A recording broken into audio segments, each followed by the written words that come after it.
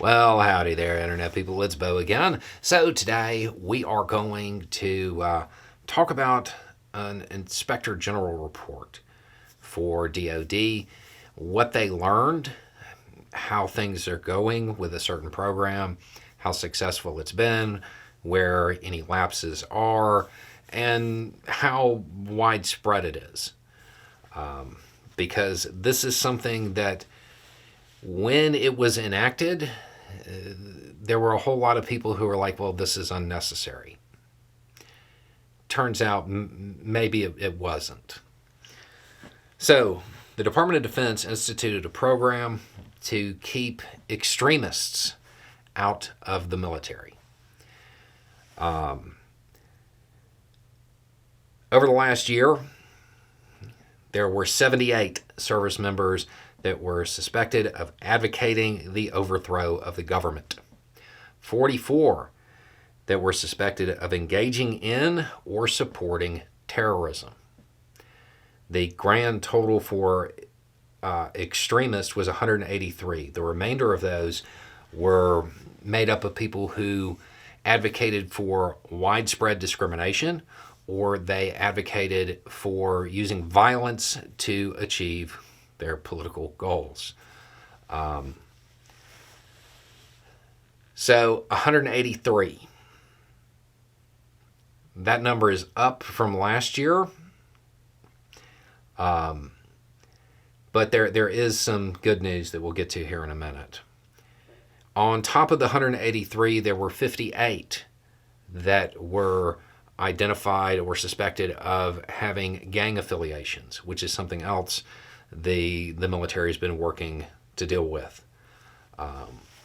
It is worth noting that political extremism outnumbers gang affiliations.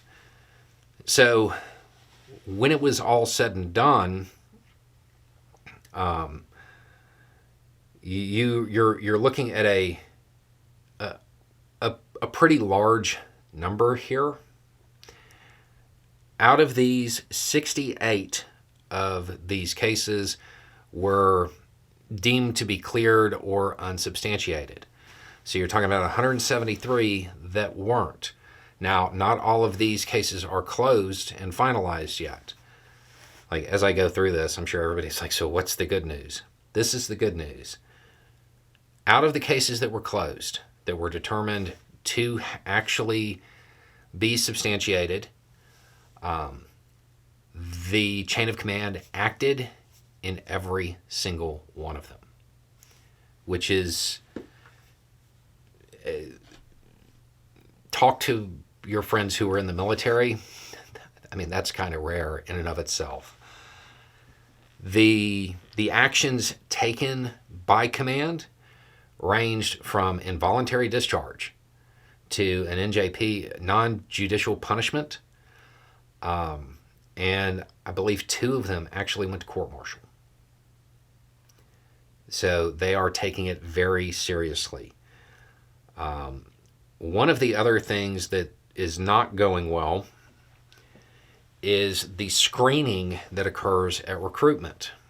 Basically, what the IG found out was that not all of the steps were being taken. That during the recruitment process, there's supposed to be screening for a lot of this. And sometimes that paperwork wasn't there. There was no evidence that the screening occurred. People who are familiar with recruiters, I think everybody can guess what happened here. This was one of those things where the recruiter determined, well, it's not that bad, and lost the paperwork. I'm sure that people have heard stories about, have you ever had this kind of injury? Well, yeah, no, you haven't. Probably along the same lines. Remember, they're having a hard time with recruitment now.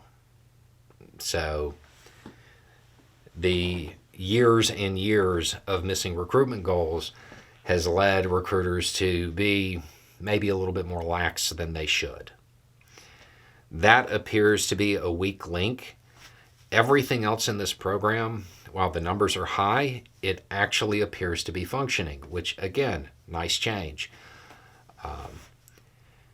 So it is important to note that when this went about, and when the Secretary of Defense did the stand down and all of that, which was, let's be honest, it was a symbolic thing.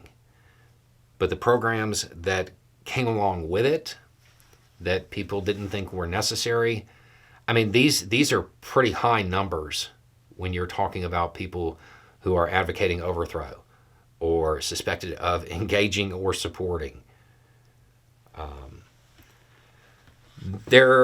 They have it broken down by branch. It did look like the Army had the most numbers, raw numbers, but remember the Army's a large organization, and Space Force, of course, had the lowest.